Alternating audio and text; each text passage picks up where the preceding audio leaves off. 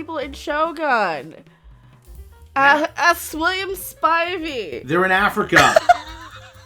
This is the 1500s in Japan, right? 1500s, 1600s. In what? Kyoto, Edo period in Japan? They explicitly say 1600. Yeah, 1600. Okay. So we just started to watch it. We're 18 minutes in. I saw an article pop up when I was looking. Somebody asked about the Oscars. I'm sorry, I didn't find anything. I've zoned out the Oscars.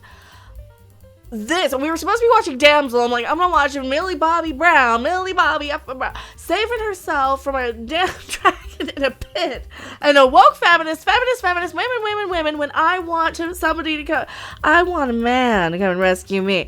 Now here's my voiceover guy. The former, the lesser version of the one I've been kind of,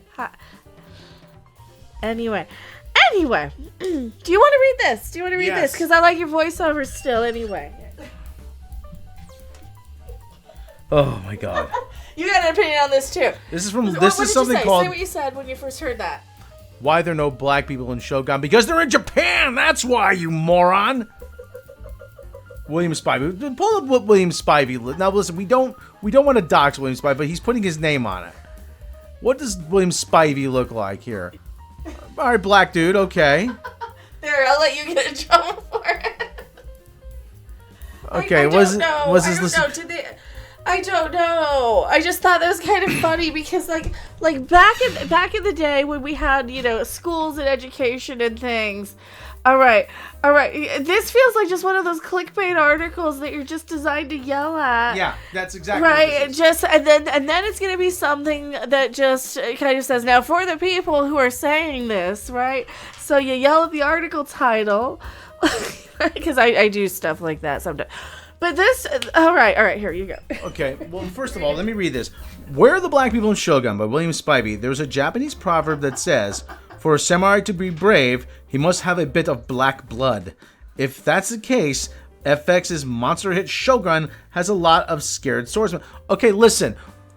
Black blood doesn't necessarily mean African American blood. It could mean a ruthlessness to you. You have a darkness. You have to have a dark life. Yes. Yeah, where you can actually kill somebody. Yes, exactly.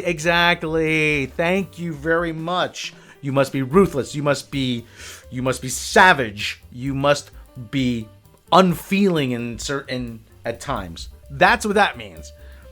The 2024 version of Shogun begins in 1600, as did the 1980s version, both based on the novel by James Clavell.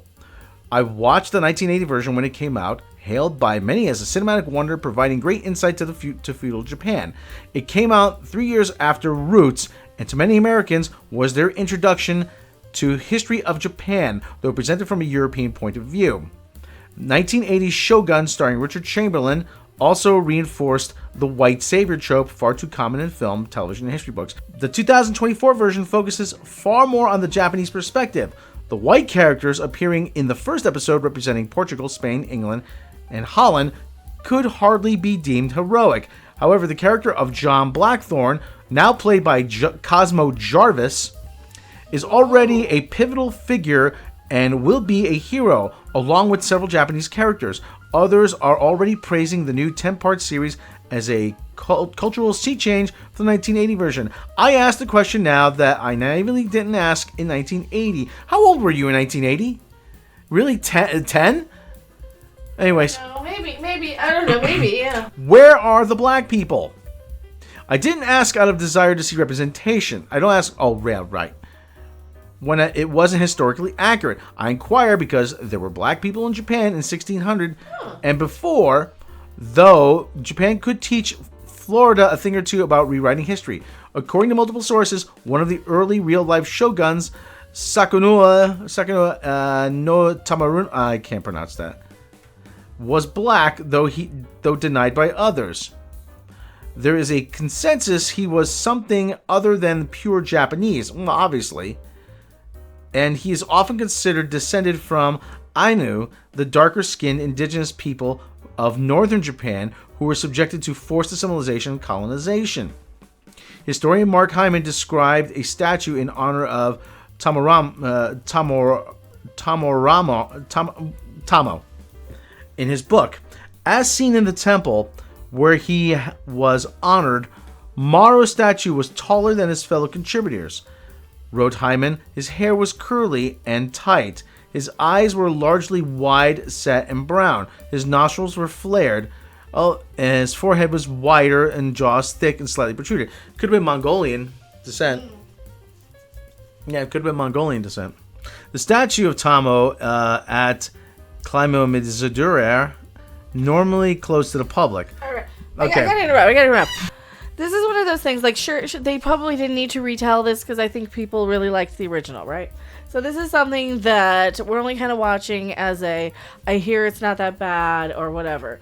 Is this another kind of unnecessary controversy where instead of in the retelling of something that we've already got, right, where we've already seen so much, oh god, who cares? This just seems like just a clickbaity sort of thing to open up a discussion. Okay, fine. Point taken. I was unaware that people think this, but is this another one of those cases where, you get some of these people saying like Cleopatra was black or something? Yeah, Cleopatra. When she was really Macedonian and Babylonian or whatever. And, it's like one of those things where they just want to make it all about race instead of the powers that be. They're controlling everything just so they get a reaction out of you to get what? Advertisement for their show. Oh, they did it again. They did it again. I think they did it again. Well, take this with a grain of salt. Yeah, so they did it again. Take this with a grain of salt. Wikipedia tells us that, again, this is Wikipedia, so we gotta just look at this with a jaundiced eye. In the mid-16th century, Africans arrived alongside Europeans as crew members and compulsory labor. Yeah, property. Yeah. Yasuke, an African man possibly from Mozambique, arrived in Japan in the late 16th century alongside Jesuit missionary Alessandro Velginano. He found favor with Oda Nobunaga, the daimyo and warlord, ultimately became his retainer. Okay. All right, so listen, there were black people that were in Japan, but they really weren't there by choice a lot of times. So... All right, well, that's to put a damper on the things. Well, I guess you got your answer. I mean, this is not a tale of that, I suppose. That's another story for another thing. And I'm Mecca. Subscribe to this, please. Pretty please. I'm going to go back to watching the Shogun because the other thing, I don't want to watch Damsel. Maybe we'll try again. Don't go anywhere.